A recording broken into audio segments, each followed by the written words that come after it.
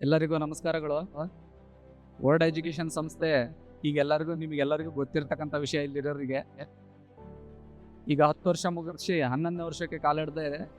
ಆದರೆ 10 ವರ್ಷ ಮುಗಿಸೋದು ಅಂದರೆ ಅವರು ಸುಲಭವಾದ ದಾರಿಯಲ್ಲಿ ಬಂದಿಲ್ಲ.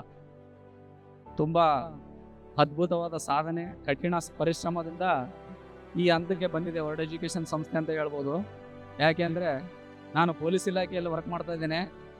1 ವರ್ಷ ಟ್ರೈನಿಂಗ್ ಮಾಡ್ಬೇಕು ತರಬೇತಿ ಅಂದರೆ ಅದೆಷ್ಟು ಕಷ್ಟ ಇರುತ್ತೆ ಪೊಲೀಸ್ ಡಿಪಾರ್ಟ್ಮೆಂಟಲ್ಲಿ ಅಂತ ನನಗೆ ಅರ್ಥ ಆಗಿದೆ. ಹಾಗಾಗಿ ಈಗ ಅವ್ರು 10 ವರ್ಷ ಮಾಡಿದಾರೆ ಅಂದರೆ ನಾವು 1 ವರ್ಷ ಟ್ರೈನಿಂಗ್ ಮಾಡಲಿಕ್ಕೆ ತುಂಬ ಕಷ್ಟ ಆಗಿದೆ ಅಂದ್ಕೊಂಡಿರ್ತೀವಿ. ಬಟ್ ಕಠಿಣವಾದ ಶ್ರಮದಿಂದ ವರ್ಲ್ಡ್ ಎಜುಕೇಷನ್ ಸಂಸ್ಥೆ ಈ ಬರ್ಲಿಕ್ಕೆ ಸಾಧ್ಯ. ಯಾಕೆ ಅಂದರೆ ಬೇರೆ ದೇಶಗಳಲ್ಲಿ ಹೋಗಿ ಅಲ್ಲಿ ಒಂದು ಸಂಸ್ಥೆ ಜೊತೆ, ಆ ಯೂನಿವರ್ಸಿಟಿ ಜೊತೆ ಅವರು ಕನ್ಸಲ್ಟೆನ್ಸಿ ಮಾಡಿ ಅವ್ರ ಜೊತೆ ಮಾತಾಡಬೇಕು ಅಂದರೆ ಅಷ್ಟು ಸುಲಭವಾದ ಮಾತಲ್ಲ. ಯಾಕೆಂದರೆ ವಿಶಾಲಾಕ್ಷಿ ಮೇಡಮ್ ಅವರು ಮತ್ತು ಕೌಶಲ್ಯ ಮೇಡಮ್ ಅವರು ಈ ಸಂಸ್ಥೆನ ತುಂಬ ಚೆನ್ನಾಗಿ ಜವಾಬ್ದಾರಿಯಿಂದ ನಡೆಸ್ತಾ ಇದ್ದಾರೆ. ಕೌಶಲ್ಯ ಮೇಡಮ್ ಅವರಿಗೆ ಜಾರ್ಜಿಯಾದಲ್ಲಿ ಜಿಯೋ ಮೀಡಿಯಲ್ಲಿ ಏನು ವ್ಯಾಲ್ಯೂ ಇದೆ ಅಂತ ನಾನು ವಿವೇಕ್ ಅಂತ ಇಲ್ಲಿ ಬಂದಿದ್ದಾರೆ ಫಸ್ಟ್ ಇಯರ್ ಮುಗಿಸಿ. ಅವ್ರು ಹೇಳಿದರು ನನಗೆ, ಅವ್ರು ಒಂದೇ ಒಂದು ಮಾತು ಹೇಳಿದ್ರು ಸಾಕು, ಅಲ್ಲಿ ಅವ್ರು ಹೇಳಿದ್ದೆಲ್ಲ ನಡೀತದೆ ಸರ್ ಅಂತಂದು. ಅಂದರೆ ಎಷ್ಟು ಪ್ರಾಮಾಣಿಕವಾಗಿ ಅವ್ರು ಅಲ್ಲಿ ನಡ್ಕೊಂಡಿದ್ದಾರೆ ಅಂತ ನಾವು ಅದನ್ನು ಯೋಚನೆ ಮಾಡಬೇಕು. ಯಾಕೆಂದರೆ ಈ ಬೆಂಗಳೂರಲ್ಲಿ ಪ್ರಾಮಾಣಿಕವಾಗಿ ಸಿಗೋದು ಕಷ್ಟ. ನಾನು 5 ವರ್ಷ ಬೆಂಗಳೂರಲ್ಲಿ ಸರ್ವಿಸ್ ಮಾಡಿದ್ದೀನಿ ಪೊಲೀಸ್ ಡಿಪಾರ್ಟ್ಮೆಂಟಲ್ಲಿ. ಪ್ರಾಮಾಣಿಕವಾಗಿ ಸಿಗೋರು ಕಷ್ಟ. ಆದರೆ ಅವರು ಪ್ರಾಮಾಣಿಕವಾಗಿ ಕೆಲಸ ಮಾಡ್ತಿದ್ದಾರೆ.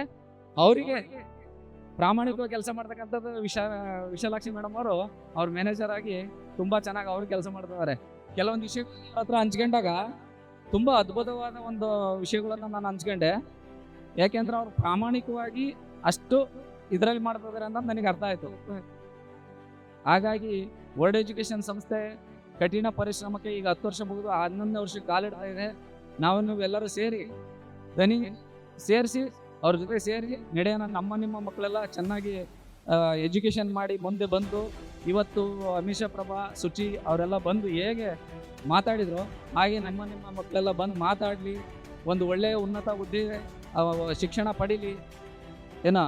ಕತ್ತಲೆಂಬ ಅಜ್ಞಾನದಿಂದ ಬೆಳಕೆಂಬ ಸುಜ್ಞಾನದ ಕಡೆಗೆ ನಿಮ್ಮೆಲ್ಲ ಮಕ್ಕಳು ಹೋಗ್ಲಿ ಅಂತ ಹೇಳಿ ಆಶಿಸುತ್ತಾ ನನ್ನ 2 ಮಾತುಗಳನ್ನು ಮುಗಿಸ್ತೇನೆ.